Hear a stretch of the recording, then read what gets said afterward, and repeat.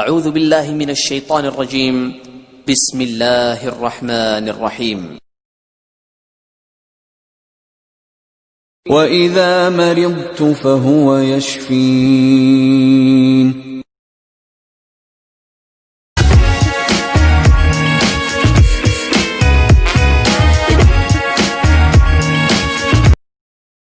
بسم اللہ الرحمن الرحیم۔ السلام علیکم ناظرین، healthy life style channel official on YouTube میں ہومیو ڈاکٹر خالد آپ کو خوش آمدید کہتا ہے۔ امید کرتا ہے آپ اللہ کے فضل و کرم سے خیر عافیت سے ہوں گے۔ آپ تمام احباب کا شکریہ، نئے ویڈیوز دیکھنے والے ناظرین کو خوش آمدید۔ ان تمام احباب کا شکریہ جنہوں نے میری ویڈیو کو لائک کیا، کمنٹس کے سجیشن دی، جن کی بدولت آج میں ایک اور ویڈیو بنانے میں کامیاب ہو چکا ہوں۔ ویڈیو شروع کرنے سے پہلے آپ سے چھوٹی سی درخواست، میرے چینل کو سبسکرائب کریں اور بیل نوٹیفیکیشن کو یاد سے دبا دیں تاکہ جو بھی ویڈیو اپلوڈنگ کر دوں وہ آپ دیکھ سکیں۔ آج جس موضوع پہ ہم بات کریں گے یہ بڑا اہم ہے۔ لیننگ لیبارٹری فرانس کا ایل نمبر 9 مثانی کی سوزش اور ورم کی ایک اعلیٰ ترین دوا ہے۔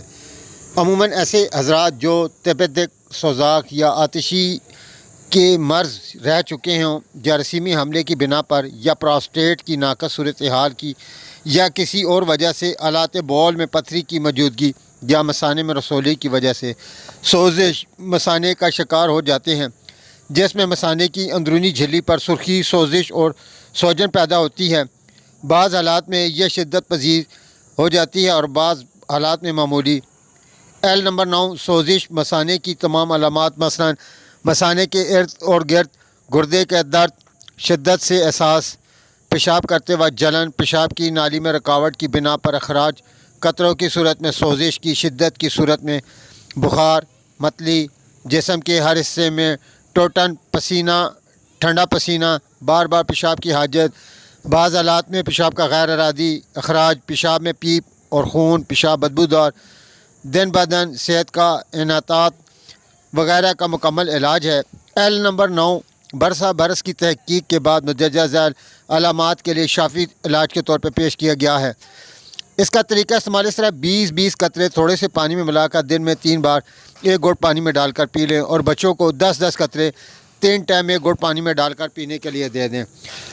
اس دعا کے ساتھ ایل نمبر 3 کا استعمال مرض کی شدت کی کمی کر کے بیمار کے علاج کو سرعت کے ساتھ مؤثر بنا دیتی ہے۔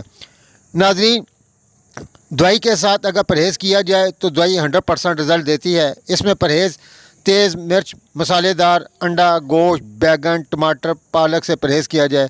مریض کے لیے دودھ کی غذا زیادہ موزوں ہے۔ امید کرتا ہوں ناظرین آپ کو میری یہ کاوش پسند آئی ہوگی۔ ویڈیو کو لائک کریں، کمنٹس کریں، سجیشن دیں۔ مزید معلومات اور رہنمائی کے لیے دیکھتے رہیں healthy life style channel official on YouTube. نئے ویڈیو کے ساتھ پھر آپ کی خدمت میں ایک بار پھر حاضر ہوں گا۔ جب تک اپنے عزیز و اقارب کے خیال رکھیں۔ اللہ حافظ۔ السلام علیکم ورحمۃ اللہ وبرکاتہ۔